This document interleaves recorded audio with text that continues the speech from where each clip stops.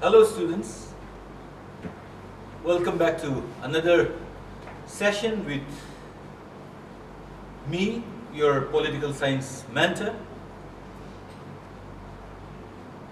In this manner, we will be discussing about a new chapter today. The name of the chapter is Constitutional Design. In the previous session, we have already discussed about democracy. We have discussed about the major features of democracy. And we have learned that in a democracy, the rulers are chosen by the people. But these rulers are not free to do whatever they like. They are bound by certain rules. And there is a set of rules which governs the affairs of the government and the activities of the citizens. All such rules together are called the Constitution. So in this chapter, we will be discussing about what a constitution is, why we need a constitution, how is the constitution framed, what are the principles on which the constitution is framed, and whether changes can be made in the constitution according to the change in the situation in the country. So, let us discuss about the constitution of two countries. We will be discussing about the framing of the constitution in South Africa, and we will discuss about how the Indian constitution was framed. South Africa was also a colony, a European colony. In the 17th and 18th century, European trading companies occupied South Africa and settled down in South Africa and became the local rulers of South Africa. And the white settlers adopted a policy known as apartheid. Apartheid is a policy of discrimination which was imposed on the majority black community and the colored people. The population of whites in South Africa was about 25% of the total population. So the blacks constitute 3/4 of the population. Then besides the blacks, there were people of Indian origin who migrated from India and settled in South Africa. They were known as the colored people. These colored people were considered inferior, and so this policy of apartheid was imposed on the black and colored people. So the black and colored people have no voting rights, and they were forbidden from living in those areas which was inhabited by the whites. Then even these black people and the colored people were not allowed, they were forbidden from working in white areas without a permit. Trains, buses, schools, parks, libraries, cinema halls, swimming pools, all the public places, there was a separation of all these public places where the white people go, where the white people visit, and where the white people goes. The black people and the colored people were forbidden from these places. Even visiting the churches which were visited by whites was prohibited. The black people and the colored people were forbidden from forming associations to protest against this policy of apartheid. The black people and the colored people began a movement against this practice since the 1950s. This movement was led by an organization known as the African National Congress. And Not only black and colored people, but even many white sensitive people also participated in this protest against the practice of apartheid, and they joined the African National Congress. One of the leaders of this movement against apartheid was Nelson Mandela.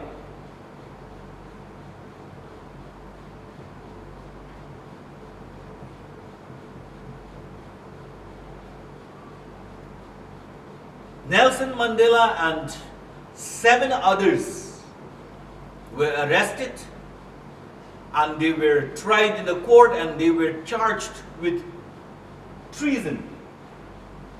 Treason is an act, or it is a crime against the government. Treason is a crime to overthrow a government. So this Nelson Mandela and 7 other people were charged of treason, and they were sentenced to life imprisonment in 1964.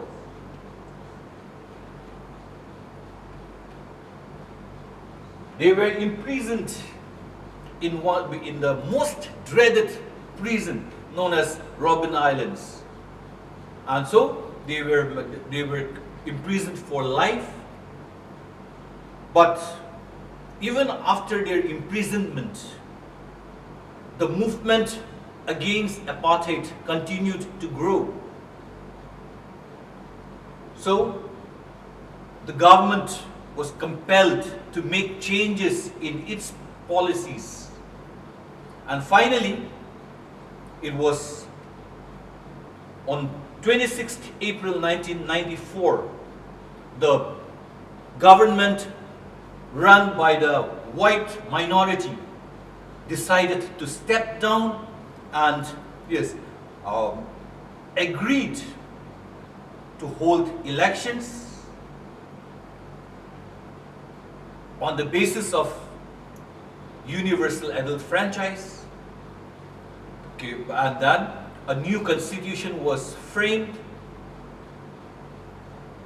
Nelson Mandela was released from prison after being imprisoned for 28 years.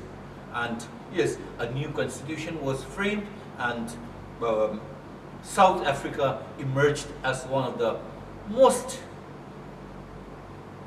democratically successful countries in the modern world. In case of India, the Indian constitution was framed at a very difficult time, because India's independence led to the partition of the country into Pakistan and India. The partition caused loss of lives, the loss of more than 10 lakhs lives on both sides. So that was one factor that contributed to the difficulty in framing the Constitution of India. A Constituent Assembly, that was the body which was framed, or that was established to frame the Constitution of India. The Constituent Assembly was set up in 1946, that is even before India's independence. In 1946 July, the members of the Constituent Assembly were elected. There were 389 members in the Constituent Assembly when the Constituent Assembly was first established. The first meeting of the Constituent Assembly was held in December 1946. But after India's independence in 1947, the number of members in the Constituent Assembly was reduced to 299. So, the Constituent Assembly took nearly 3 years to frame the Constitution of India. And the idea of a constitution had already existed even during the period of freedom struggle. In 1928, Motilal Nehru and 8 other Congress members had already drafted a model of a constitution that was a very important source to the Constituent Assembly at the time of framing the Constitution of India. Then even in 1931, in the annual session of the Congress in Karachi, the Karachi report was drafted, which dwelt on how the Constitution of independent India should be like. Then many provisions from the British Government of India Act 1935 were adopted in India's new constitution. Then the leaders of India were already familiar with the functioning of the legislative institutions, because in 1937 elections were held for the provincial legislatures, in which many Indian leaders, many Indians were elected as ministers in the provincial government. So these were some of the experiences that helped in framing the Constitution of India. And the leaders in the Constituent Assembly were inspired by different principles of many political developments. The Indian leaders were inspired by the ideals of liberty, equality, and fraternity, which was the main principle, main ideal of the French Revolution. The Indian leaders were inspired by the functioning of the parliamentary democracy in England. They were attracted to the Bill of Rights in the American Constitution. They were inspired by the socialist revolution in USSR. So all these happenings around the world inspired the leaders and contributed in framing the Constitution of India. The Constitution is a very important document for the functioning of a country. Every country which has a constitution does not necessarily need to be a democratic country. But after the French Revolution and the American Revolution, it has become a trend for every country to have a written constitution nowadays. So today, almost all over the world, every country has a written constitution. The constitution has very important significances. Let us discuss about some of the significances of the constitution.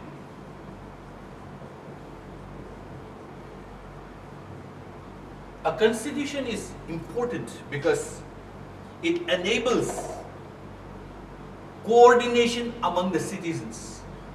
It creates a sense of trust among the citizens. Now, since there is a written constitution in which the rules to be followed, in which the rights which are guaranteed to the citizens are enshrined, the citizens know what their rights are. The citizens know which rules are to be followed. So it creates coordination. It removes confusion among the citizens and creates coordination, and it creates a feeling of trust towards the government or towards the constitution among the citizens. Then another important significance of the constitution is it specifies the power of the government. That means the constitution provides the do's and don'ts of the government. It specifies what the government is supposed to do, what the different organs of the government are supposed to do. So there is less chances of misunderstanding among the different organs of the government, and every organ of the government knows what it is specified what kind of power is specified to it. So that is another important significance of a constitution. Then, as I have already mentioned in the beginning, that the government does not have the authority to do whatever it wishes. Its power is limited by the rules laid down in the Constitution. So the Constitution puts a check on the government from misusing its authority. That is another important significance of the Constitution. Then finally, the Constitution expresses the aspirations of the people, the desire of the people, the goal of the people to set up a good society is given in the Constitution. So these are some of the major significances of the Constitution. To wind up, we have discussed about how the Constitution of South Africa was framed. We have discussed about how the Indian Constitution was framed, and we have discussed about some of the significances of the Constitution. With this, we will wind up this session. Thanks for watching.